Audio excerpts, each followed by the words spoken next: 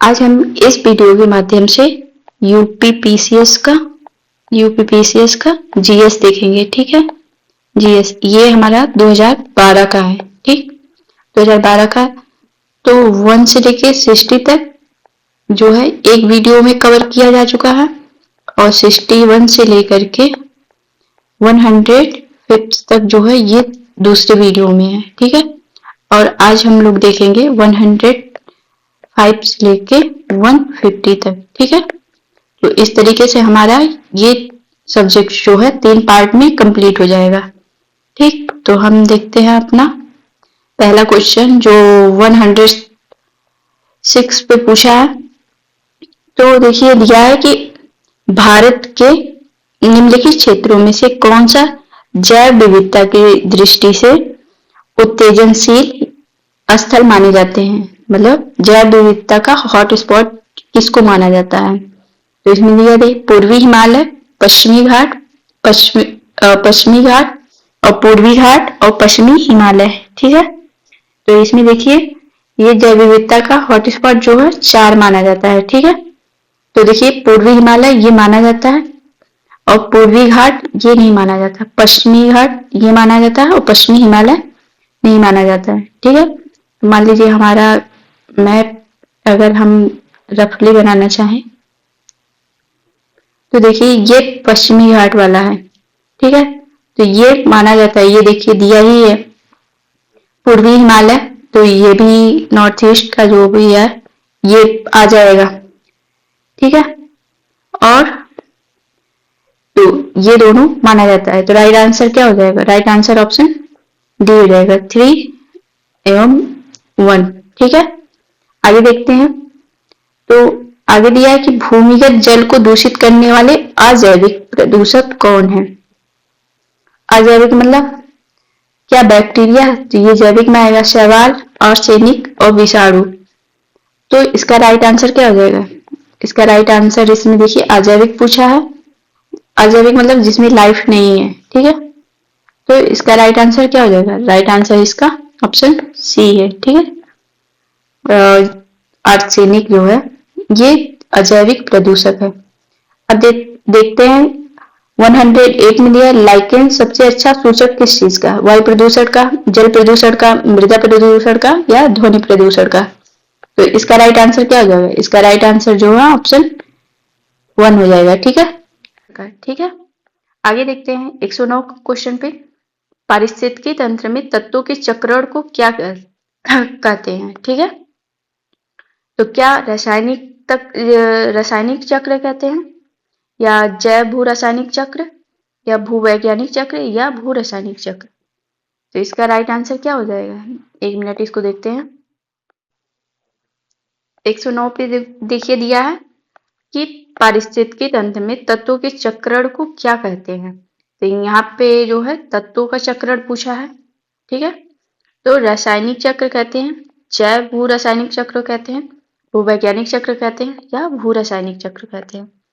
तो इसका right answer क्या हो जाएगा, इसका राइट आंसर ऑप्शन बी हो जाएगा। ठीक है, जैव भू रासायनिक चक्र कहते हैं। तो इसमें बायो शब्द भी आएगा और जियो शब्द भी आएगा। ठीक है, तो राइट आंसर क्या हो जाएगा, राइट आंसर ऑप्शन बी हो जाएगा। ये अभी हाल ही फिलहाल के एग्जाम में भी पूछा गया फिर से। देखिए 110 में दिया है कि राष्ट्रीय पर्यावरण इंजीनियरिंग शोध संस्थान कहाँ स्थित है, नागपुर में, पुणे में, लखनऊ में या नई दिल्ली में। तो इसका राइट आंसर कहाँ होगा, जो है राष्ट्रीय पर्यावरण इंजीनियरिंग संस्थान जो है ये नागपुर में है। ठीक है, right answer option A Nagpur. आगे देखते हैं, दिया है कि निम्नलिखित पदार्थों में से कौन सा ओजोन रिक्तिकारक है। ठीक है, तो मतलब किसके कारण ओजोन को मतलब प्रॉब्लम हो रही है, ओजोन की परत मतलब हट रही है। तो क्लोरोफ्लोरोकार्बन, हैलांस या कार्बन टेट्रा क्लोराइड। तो देखिए इसका जो राइट आंसर है ये तीनों ही इसके कारण हैं। ठीक, क्लोरोफ्लोरोकार्बन भी, हैलांस भी और कार्बन टेट्रा क्लोराइड भी। तो राइट आंसर क्या हो जाएगा, इसका डी हो जाएगा 1, 2 एंड 3। ठीक है, 112 में दिया है कि सर्वाधिक जैव विविधता कहाँ पाई जाती है? क्या उष्णकटिबंधीय वर्षा वनों में, शीतोष्णकटिबंधीय वनों में और शंकुधारी वनों में, या उत्तरी ध्रुवीय वनों में? तो राइट आंसर क्या होगा? ये देखिए, जैसे हम जो है पोल की तरफ बढ़ते हैं तो जैव विविधता जो है कम होती जाती है। ठीक है, ये पिछले भी वीडियो में समझा रखा है, तो आप लोग एक बार उसको जाके देख लीजिएगा। तो इसमें तो नहीं होगा। ठीक है, और शंकुधारी वन तो ये भी उच्च ही पाए जाते हैं, तो इसमें भी नहीं आएगा। शीतोष्ण कटिबंधीय वन तो ये मतलब ये टेम्परेट वाले होते हैं, मतलब ठंडे इलाके वाले, तो यहाँ पे भी जैव विविधता नहीं पाई जाती है। लेकिन दिया हुआ है कि उष्ण कटिबंधीय वर्षा वन, तो देखिए यहाँ पे जो है जैव विविधता सबसे ज्यादा पाई जाती है।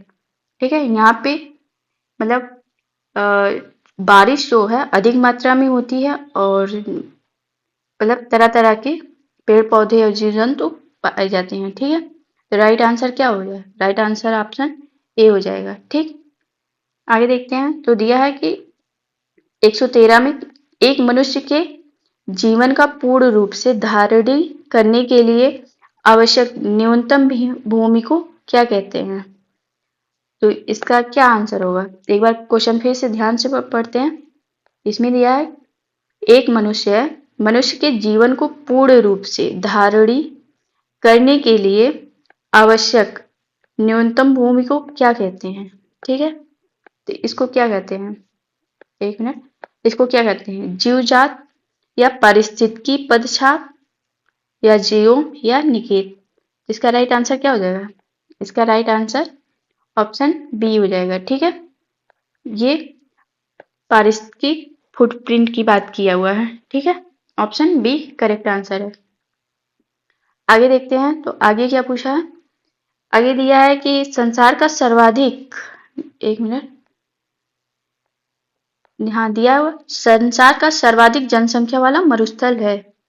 तो ऐसा कौन सा मरुस्थल है जहाँ पे जनसंख्या निवास करती है अधिक मात्रा में? क्या वो सहारा है, गोबी है, थार है, कालाहारी है? तो इन सब की आपको लोकेशन भी मतलब याद रखनी चाहिए। तो बताते हैं, इसका राइट आंसर क्या है? राइट आंसर ऑप्शन सी है, थार। थार में लोग मतलब ज्यादा मात्रा में निवास करते हैं। सहारा तो बिल्कुल ही मतलब रेतीला इलाका है। और गोबी तो ये कहाँ पड़ेगा? ये मंगोलिया चाइना के में मतलब पड़ेगा। और कालाहारी आप लोग बताइएगा। ठीक है, आगे देखते हैं। 115 में निम्नलिखित में से कौन एक प्रवाल विरंजन, विरंजन मतलब उसके कलर को मतलब कम करने का सबसे अधिक प्रभावी कारक क्या है? तो जो प्रवाल होता है उसका रंग मतलब हल्का पड़ा है, तो उसका क्या कारण है? सागरीय प्रदूषण, सागरों की लवणता में वृद्धि, सागरी जल के सामान्य तापमान में वृद्धि, रोगों या महामारियों का फैलना? तो इसका राइट आंसर क्या हो जाएगा? इसका राइट आंसर जो है ऑप्शन सी हो जाएगा। ठीक है, जब सागरी जल का टेम्परेचर बढ़ता है तो जो है ये प्रवाल, प्रवाल एक तरह का क्या है? तो ये एक तरीके के जीव होते हैं, और इनके ऊपरी कवच जो है काफी कठोर होती है, तो कलरफुल होते हैं। तो उनके कलर को मतलब वो डिसकलर हो रहे हैं, तो उसका क्या होगा? तो तापमान में वृद्धि के कारण हो रहा है। ठीक है, राइट आंसर ऑप्शन सी है। आगे देखते हैं। तो 116 में दिया है कि निम्नलिखित में से कौन सही सुमेलित है? ठीक है, यहाँ पे सही सुमेलित पूछा है। तो त्रिशूल सतह से सतह, तो आगे देखते हैं। पृथ्वी सतह से वायु, नाग ये जो है प्रतिटक प्रक्षेपास्त्र है, तो ये एंटी गाइडेड मिसाइल को बोलते हैं। और पिनाका तो हल्का वायु युद्धक है। तो राइट आंसर क्या हो जाएगा? इसका राइट आंसर ऑप्शन सी है। ठीक है, ये प्रतिरक्षक होगा। तो इसमें सही पूछा है, तो सही देखिए ऑप्शन सी ही है। ठीक है, ये अभी कुछ दिन पहले पेट का एग्जाम हुआ था, तो वहां पे भी पूछा हुआ था। तो आगे देखते हैं। दिया है कि 117 में मृग मरीचिका का क्या कारण है? प्रकाश का व्यतिकरण, प्रकाश का विवर्तन, प्रकाश का ध्रुवण, या प्रकाश का पूर्ण आंतरिक परावर्तन? तो देखिए इस वाले टॉपिक से भी क्वेश्चन किया हुआ था, मतलब प्रीवियस ईयर करने का बहुत ही ज़्यादा फायदा है। अभी इसी वीडियो से मैंने इसी पार्ट से 2-3 क्वेश्चन बता चुकी।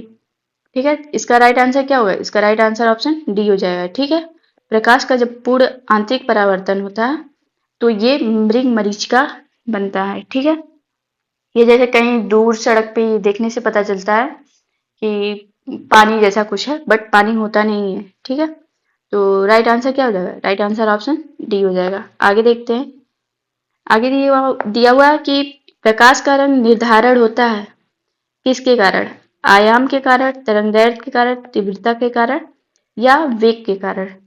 तो इसका राइट आंसर क्या हो जाएगा? इसका राइट आंसर जो है, एक मिनट इसको देखते हैं, प्रकाश के तरंगदैर्घ्य पे होता है। ठीक है, जिसकी तरंगदैर्घ्य जितनी लंबी होगी वो प्रकाश उतना ही दूर तक दिखेगा। तो आप लोग ये बताइएगा, क्या सबसे ज्यादा तरंगदैर्घ्य रेड की होती है? ठीक है, आगे बताते हैं। आगे का क्वेश्चन देखते हैं। तो दिया है कि पराश्राव्य ध्वनियां, ये वेखनिया कुछ लिखा हुआ लेकिन ध्वनियां है, जिनकी आवृत्ति होती है, तो पराश्राव्य की कितनी होती है? ऑप्शन ए है 20,000 हर्ट्ज से अधिक, या 10,000 हर्ट्ज से अधिक, या 1,000 हर्ट्ज के बराबर, या उपरोक्त में से कोई नहीं। तो आप लोग बताइएगा, क्या पराश्राव्य ध्वनियां आप सब सुन सकते हैं? राइट होगा इसका ऑप्शन ए, हम सुन नहीं सकते हैं। ठीक है, तो ये 20,000 हर्ट्ज से ज्यादा होती हैं। ठीक है, आदमी कितना सुन सकता है? आदमी 20 से लेके 20,000 तक। ठीक है, राइट आंसर क्या होगा? तो राइट आंसर ऑप्शन सी हो जाएगा। देखते हैं 119 को। परस्राव वेखनिया नहीं, ध्वनियां है। ठीक है, परस्राव ध्वनियां, एक मिनट, ध्वनियां, तो जिनकी आवृत्ति होती है कितनी? 20,000 हर्ट्ज से अधिक, 10,000 हर्ट्ज से अधिक, 1,000 हर्ट्ज के बराबर, या उपरोक्त में से कोई नहीं। तो इसका राइट आंसर क्या हो जाएगा? इसका राइट आंसर ऑप्शन जो है, एक मिनट, ऑप्शन ए हो जाएगा। 20,000 हर्ट्ज से अधिक जो है पराश्राव्य ध्वनियां होती हैं। नॉर्मल मनुष्य का कान कितना सुन सकता है? तो ये 20 से लेके 20,000 तक होता है। ठीक है, तो राइट आंसर क्या हो जाएगा? जैसे ही 20,000 से ऊपर जाएगा ये पराश्राव में चला जाएगा और ये इसको कान सुन नहीं सकता। आंसर ए हो जाएगा। ठीक है, 120 पे आते हैं। काजीरंगा किसके लिए जाना जाता है? गैंडे के लिए, बाघ के लिए, पक्षी के लिए, या शेर के लिए? इसका राइट आंसर क्या हो जाएगा? इसका राइट आंसर ऑप्शन ए हो जाएगा। ठीक है, गैंडे के लिए जाना जाता है। और काजीरंगा है कहाँ पे? तो ये असम में पड़ता है। ठीक है, राइट आंसर क्या हो जाएगा? राइट आंसर ऑप्शन ए हो जाएगा। आते हैं 121 पे।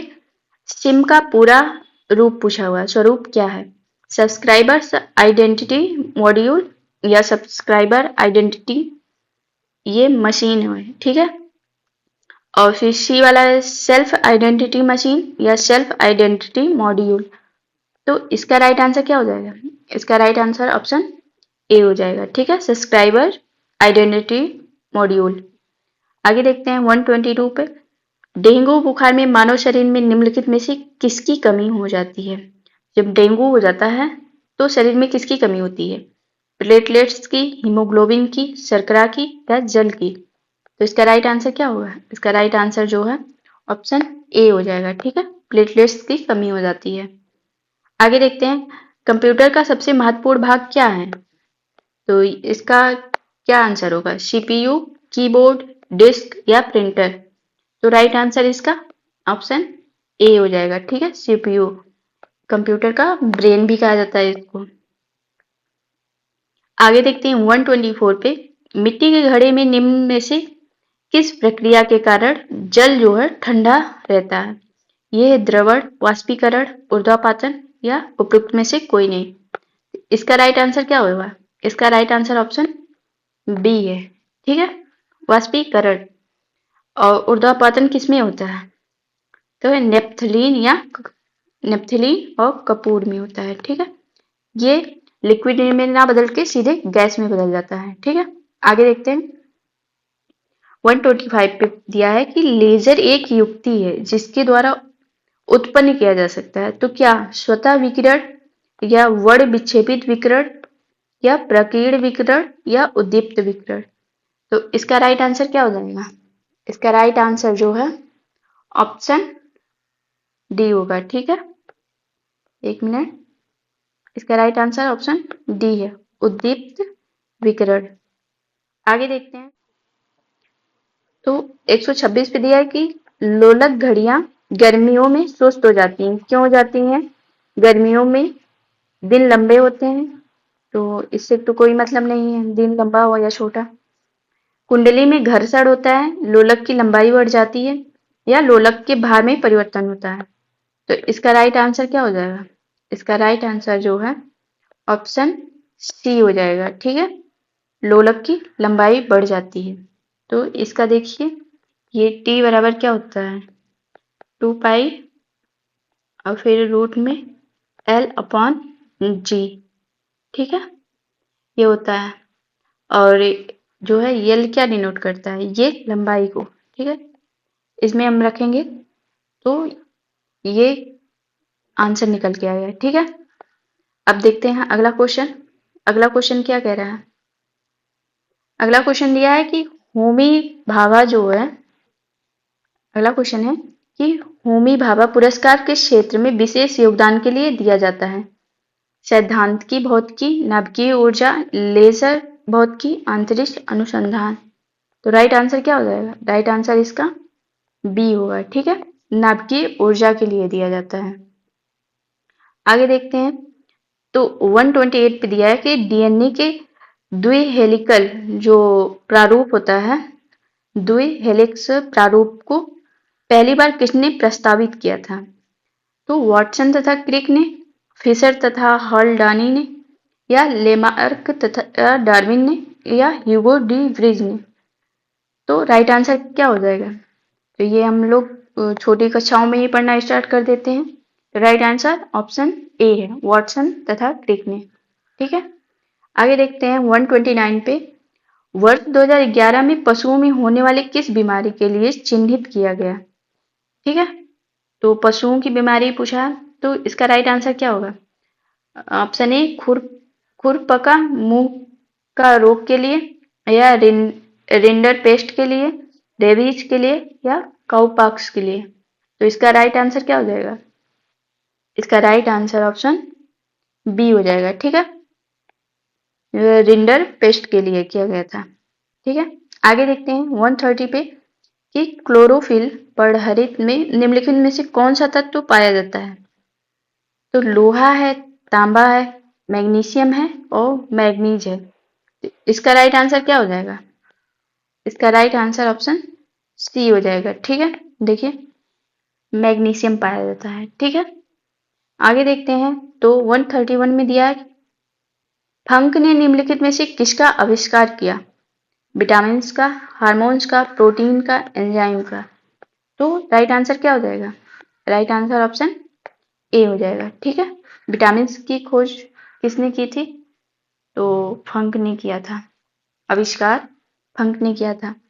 आगे देखते हैं 132 पे। जब बर्फ पिघलती है तो क्या होता है? आयतन बढ़ता है, आयतन घटता है, द्रव्यमान बढ़ता है, या द्रव्यमान घटता है।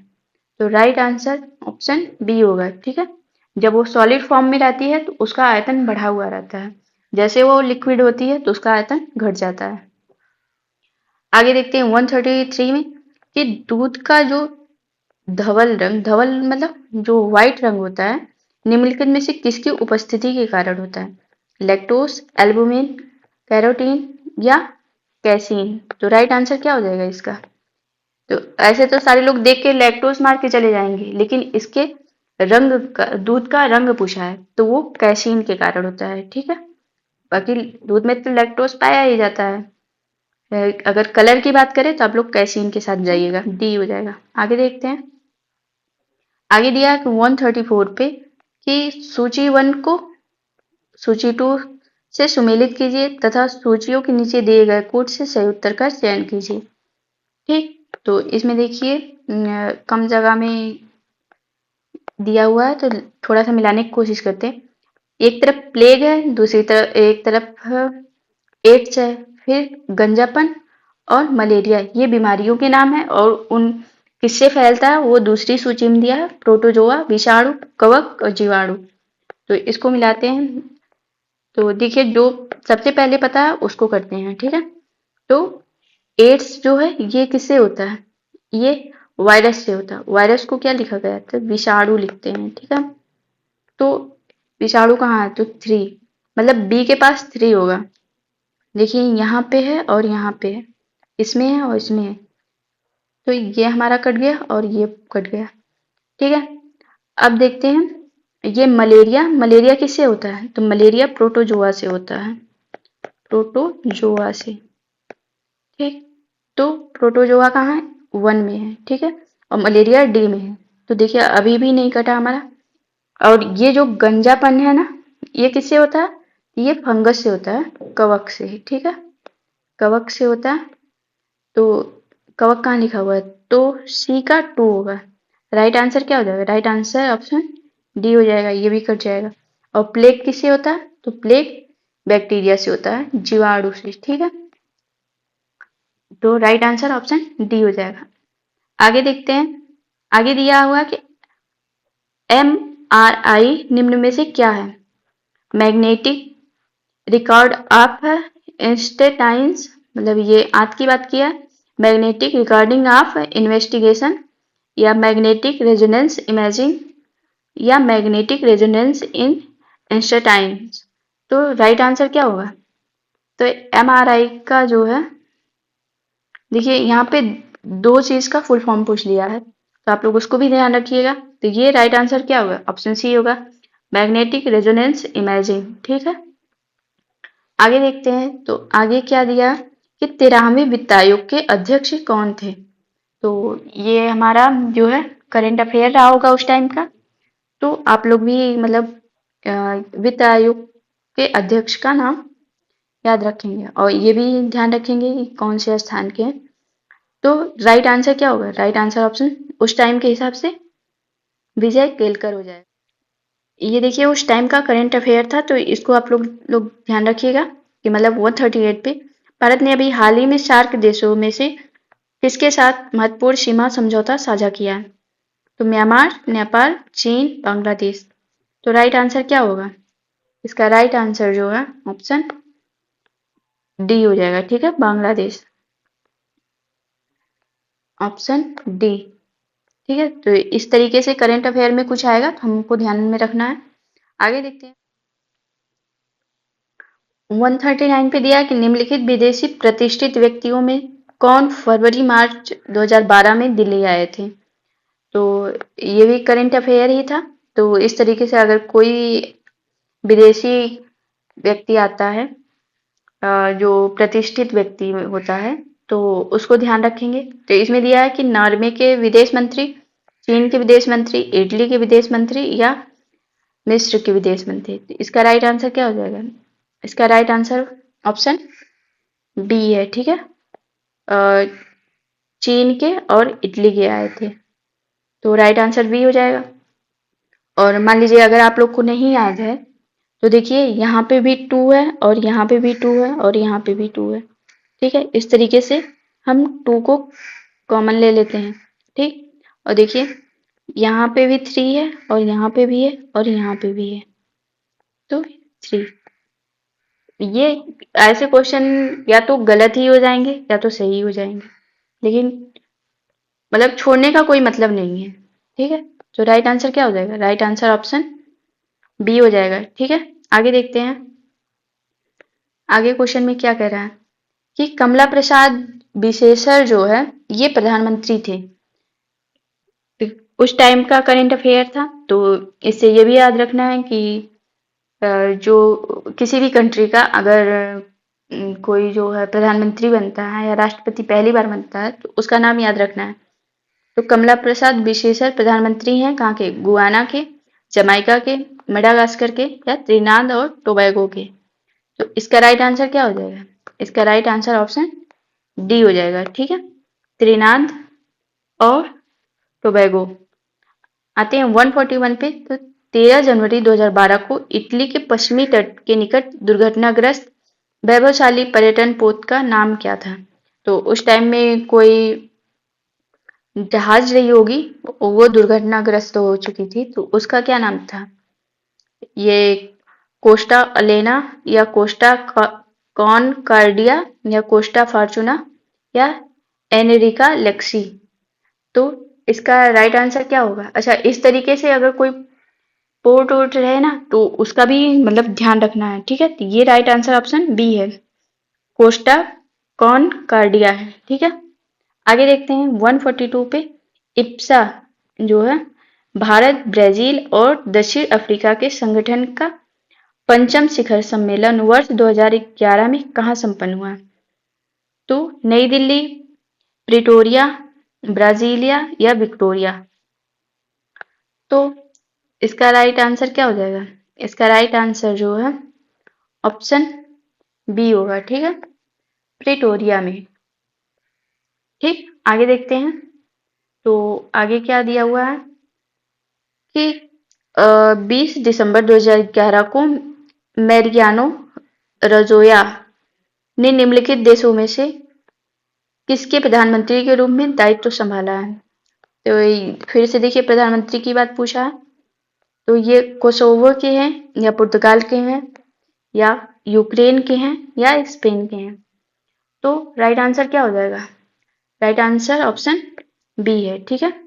उस टाइम का करंट अफेयर था, तो ऑप्शन बी है। और इस तरीके से अगर वर्तमान टाइम में कोई होगा तो हमें ध्यान रखना है। 144 पे दिया है, 144 पे देखिए करंट अफेयर दिया हुआ है कि दिसंबर 2011 में घोषित किया गया है कि वह अपना प्रथम, मतलब किसी देश के बारे में पूछा है कि प्रथम विदेशी सैन्य अड्डा हिंद महासागर में स्थित सेशल्स द्वीप में स्थापित करेगा। तो ये किसने किया था? तो ये चीन ने किया था। यहाँ से हम ये सीखेंगे कि मतलब किस देश का सैन्य अड्डा कहाँ पे पहली बार खोला जा रहा है, ठीक है, या वहाँ पे कौन सी गतिविधि हुई है जो न्यूज़ में थी। तो इसको देखते हैं। और 145 पे दिया है कि 17वां दक्षेश सम्मेलन जो है कहाँ संपन्न हुआ था। तो हमें देखना है कि जो भी समिट्स हुए हैं, जो भी सम्मेलन इवेंट हुए हैं, ये देखना है कि वो किस देश में और कहाँ हुए हैं, ठीक है। तो इसका अभी कोई मतलब नहीं है। और यहाँ से 146 से देखते हैं, तो इसमें देखिए सद्भावना पुरस्कार पूछा है, तो हमें पुरस्कार पे भी नज़र घुमानी चाहिए। मतलब पुरस्कार, कौन सा पुरस्कार किसे मिल रहा है और किसको पहली बार मिला है, तो इसको भी देखेंगे। इसका राइट आंसर ऑप्शन सी हो जाएगा, दलाई लामा। और फिर ये भी ध्यान रखना है, देखिए 147 में दिया कि 2024 का फीफा विश्व कप किस देश में होगा।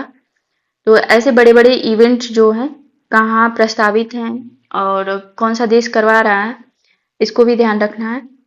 तो इसका राइट आंसर जो है, उस टाइम तो ब्राजील था, अब आने वाले टाइम में जो है कौन सा इवेंट हो रहा है उसको ध्यान में रखना है, ठीक है। 148 में दिया है कि राजीव गांधी खेल पुरस्कार जो है, ये इसका नाम तो बदल दिया गया है, या जो भी स्पोर्ट्स से संबंधित खेल है उसको भी ध्यान में रखना है कि किसको मिला हुआ है, ठीक है। और 149 में दिया है कि निम्नलिखित में भारत के ये जो गणतंत्र दिवस समारोह होता है उसमें विशिष्ट अतिथि कौन आते हैं, तो उनका भी नाम याद रखना है, ठीक है। तो ये हमारे करंट अफेयर के क्वेश्चन हो गए हैं। और 150 पे दिया है कि जनवरी 2012 में दक्षिण एशिया साहित्य का दूसरा DSC पुरस्कार जो है प्रदान किया गया है। तो एशिया का जितने भी अवार्ड होते हैं उसको भी ध्यान में रखना है, ठीक है। इस तरीके से हमारा ये पेपर समाप्त होता है, ठीक।